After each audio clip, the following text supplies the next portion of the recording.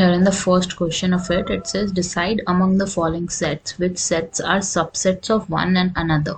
तो अगर हम A सेट को देखें तो यहाँ पे इन्होंने बोला it belongs to R and X किसको सेटिस्फाई करते हैं, x square minus 8x plus 12 को.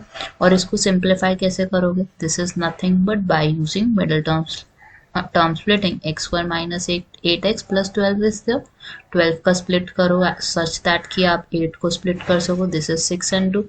So this is x square minus 6x minus 2x plus 12 would be the first two terms में से x common लोगे, last two में से minus 2 लोगे, तो you would have x minus 6 and x minus 2 as the two terms.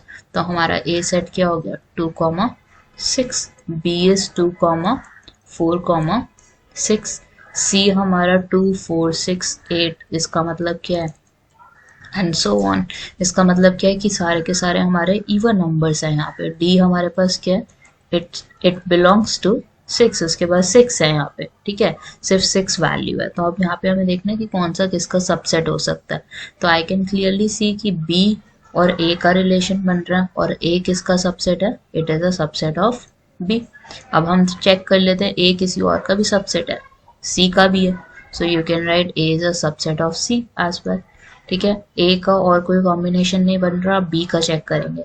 B और ए का कोई रिलेशन नहीं बनेगा, बी और सी का रिलेशन बन सकता है. तो B is nothing but a subset of bigger set which is C. और बी का और किसी के साथ रिलेशन नहीं बन रहा, डी के साथ नहीं बन सकता. सी का चेक करते हैं, सी का ए के साथ नहीं बनेगा, सी का बी के साथ नहीं बनेगा, सी का डी के साथ नहीं बनेगा, लेकिन डी का बन जाएगा सबके साथ. D is a subset of A क्योंकि A के अंदर 2 और 6 है, D के पास 6 है.